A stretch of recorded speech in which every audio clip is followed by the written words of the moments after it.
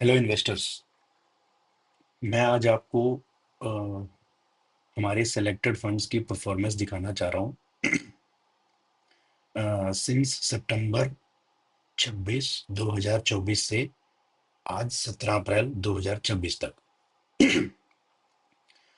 ये 26 सितंबर 2024 हमने क्यों पिक की है, इसका रीजन बताता हूँ। 26 सितंबर 2024 के दिन मार्केट ने टॉप बनाया था 26,200 से 300 के बीच में।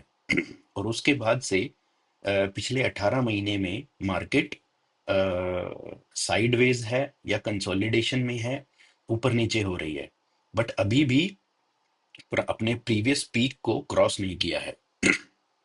तो ऐसे केस में अ, ये जानना बहुत जरूरी बन जाता है कि हमारे फंड्स ने मार्केट से अच्छा किया या बुरा किया। तो मैं आपको इसमें लगभग 15 फंड्स की परफॉर्मेंस दिखाऊंगा, और वो 15 फंड्स ऐसे हैं जिनमें से कोई ना कोई फंड आपके पोर्टफोलियो में जरूर होगा। ये वीडियो हमारे एग्जिस्टिंग इन्वेस्टर्स और क्लाइंट्स के लिए ही है, एक्सटर्नल सर्कुलेशन के लिए नहीं है। Please keep in mind.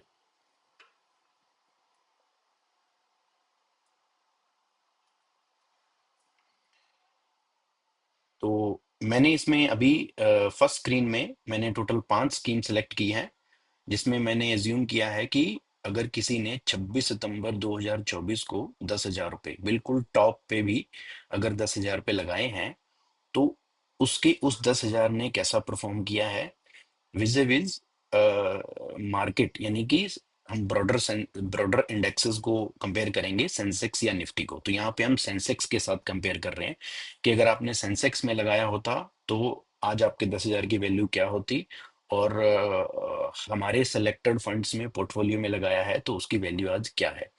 Date है 26 सितंबर 2024 से लेके 17 अप्रैल 2026 के बीच में, लगभग 18 महीने का पीरियड है।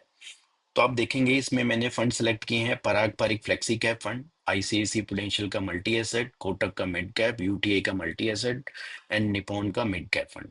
इनमें से कोई ना कोई फंड जरूर आपके पोर्टफोलियो में होगा, क्योंकि एक चीज और मैं आपको बताना चाहूंगा कि हमारे क्लाइंट्स के पोर्टफोलियो में जो फंड्स होते हैं वो हमारे सिलेक्टेड फंड्स में से ही होते हैं, तो हम बहुत ज्यादा फंड्स की कवरेज नहीं करते हैं।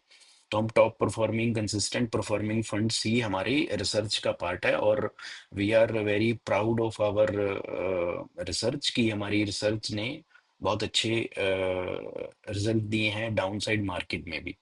तो आप देखेंगे कि पराग पारिक फ्लेक्सी कैप में 10,000 की वैल्यू 10,161, मतलब वन 10,161। मल्टी एसेट में 11,000, कोटक मिड कैप में भी 10 से प्लस है, यूटीए में भी प्लस है, और निपॉन में भी प्लस है। बट अब सेंसेक्स में देखेंगे तो 9,144, मतलब इसमें 10,000 से भी वैल्यू कम हो गई है। अगर हम परसेंटेज में बात करें तो सेंसेक्स का रिटर्न नेगेटिव 8.5% है, और फंड्स का पॉजिटिव में 1 4 11, किसी किसी जगह 11 भी है। तो ये जो डिफरेंस होता है इसको टेक्निकल लैंग्वेज में अल्फा बोला जाता है। तो आप ये देख रहे होंगे कि इसमें हमारे सभी फंड ने, जो हमारे सिलेक्टेड फंड्स हैं आपके पोर्टफोलियो में हमने डाले हैं बहुत रिग्रस रिसर्च के बाद, उन सभी फंड्स ने सेंसेक्स से 8 से 9% का कम से कम अल्फा दिया है। तो इस तरह की मार्केट में अल्फा जनरेट करना भी अपने आप में एक अचीवमेंट मानी जा सकती है। अब हम मूव करते हैं next second set of funds पे। सेम 10,000 रुपीज हमने एज्यूम किया है कि इन्वेस्ट किया है। डेट वही सेम सितंबर 2024, और आज तक की वैल्यू कंपेयर की है सेंसेक्स के साथ। इसमें हमने फंड्स किए हैं UTI value, Nippon small cap, Edelweiss का aggressive, UTI large and mid, Nippon का मल्टी कैप। तो यहाँ पे भी आप देखेंगे कि सभी फंड्स ने सेंसेक्स से बेटर परफॉर्म किया है। हाँ, पिछले 5 फंड्स के कंपैरिजन में थोड़ा सा परफॉर्मेंस आप कह सकते हैं कि कम है, बट सेंसेक्स के साथ अगर हम कंपेयर करते हैं तो फिर भी बेटर है। और परसेंटेज टर्म में अगर हम देखते हैं तो एब्सोल्यूट टर्म्स में हो सकता है कि डिफरेंस जो है वो हार्डली 200-300 का है, बट अगर हम परसेंटेज में देखते हैं तो -8, तो इसमें जो लोएस्ट परफॉर्मिंग फंड है उसमें -7.69 है। इसने भी सेंसेक्स से 1% का अल्फा जनरेट किया है, और बाकी सभी फंड ने 4 से 7% का अल्फा जनरेट किया है। अब हम मूव करते हैं थर्ड सेट पे। इसमें हमने फंड सिलेक्ट किए हैं सेम पैरामीटर के साथ। इसमें हमने फंड सिलेक्ट किए हैं कोटक का लार्ज एंड मिड, मेरा एसेट का लार्ज एंड मिड, निपॉन का लार्ज एंड मिड, कोटक का मल्टी कैप, मेरा एसेट का ईएलएसएस टैक्स सेवर फंड। इसमें भी अगर आप देखेंगे तो लगभग सभी फंड में सेंसेक्स से अल्फा है, वो भी 5% से ज्यादा का अल्फा जनरेट किया है।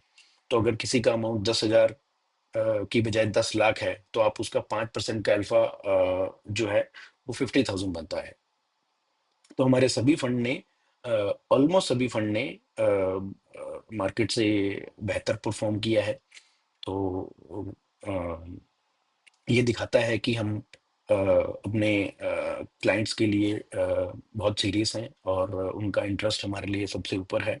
और हम सभी पोर्टफोलियोज में रिस्क को मैनेज करके चलते हैं। बहुत aggressive funds, high flying funds based on the last 1 year की परफॉर्मेंस, इस तरह का कुछ नहीं करते हैं। पिछले 18 महीने में हम लगभग टोटल मार्केट में 100+ एनएफओज आए हैं, न्यू फंड ऑफर्स, और हम लगभग 99% एनएफओज से दूर रहे हैं। और उन एनएफओज ने कुछ ने परफॉर्म किया है, बट मैक्सिमम फंड्स ने परफॉर्म नहीं किया है। तो ये कुछ चीजें हैं जो हमारी एडवाइजरी को अनुपात निवेश में जो हम रिसर्च करते हैं उसको स्ट्रांग बनाता है। और ये इस वीडियो के पीछे पर्पस है कि हम आपको एक मैसेज देना चाहते हैं कि हम लगातार अपने इन्वेस्टर्स के इंटरेस्ट के लिए मेहनत कर रहे हैं। Thank you. लास्ट में please read the disclaimer. Mutual fund investments are subject to market risk. Please read scheme related document carefully. Fund scheme discussed in this video are for illustration purpose only. They should not be treated as a investment recommendations.